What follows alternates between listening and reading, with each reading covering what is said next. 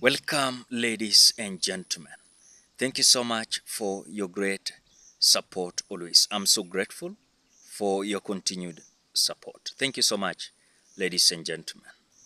Now, Kenyans, William Ruto is rushing to create a prime minister position, and this position is going to be occupied by Raila Amolo Odinga if any case is not going to get this African Union Commission chair.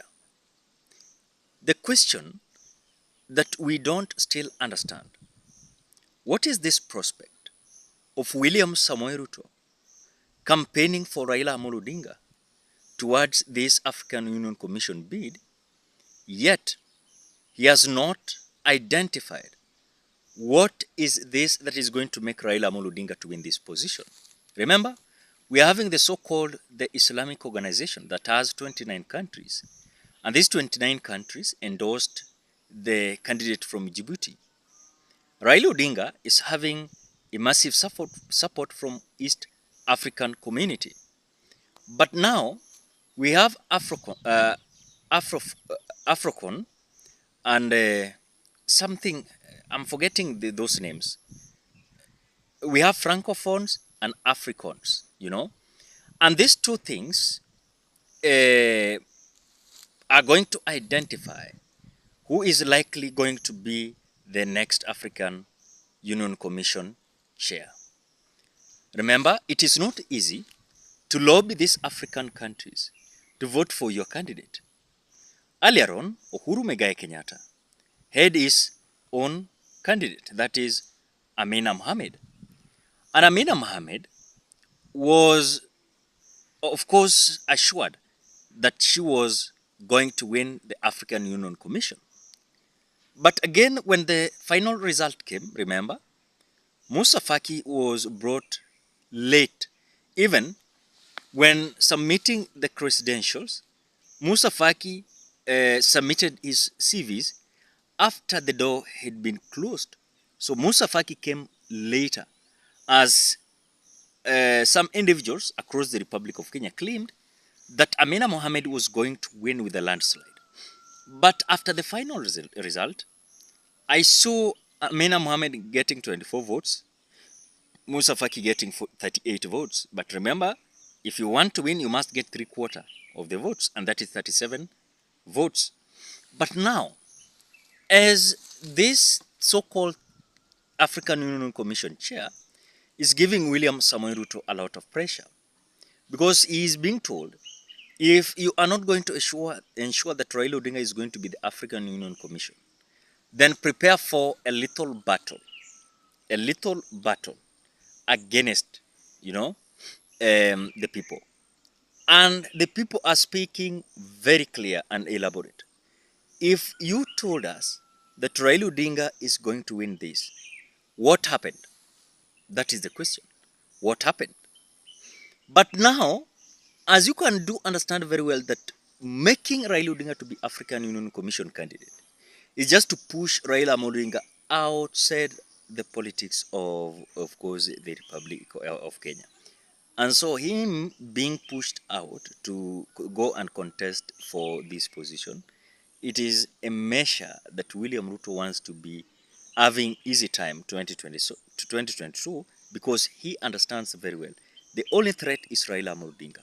But if he's going to lose the seat, then he must be prepared to have a vacant seat that is going to, of course, enable him to cool down Raila Odinga. But the question is, if Raila Odinga is going to be the prime minister and is going to check the government of the day, is going to appear before the national, of course, the parliament. The question is, do you think that Raila Odinga is going to accept that?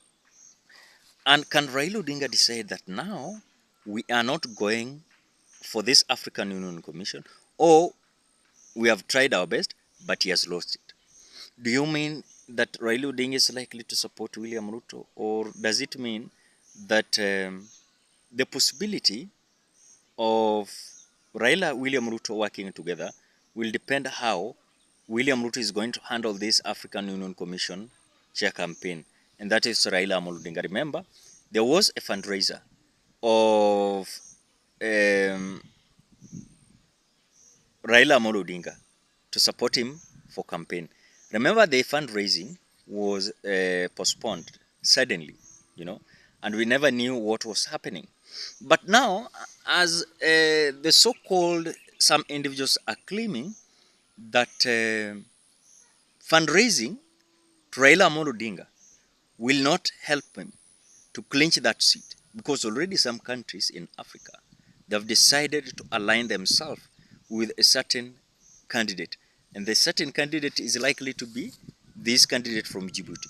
So you can clearly see William Ruto is panicked, and William Ruto is not a comfortable man at all. And reason being is fearing that if, of course, the so-called Raila Odinga is going to come back from, of course, if he's going to fail from that African Union Commission, it means that Raila Odinga is going to engage him politically speaking. But again, we must speak about the supporters of Raila Odinga.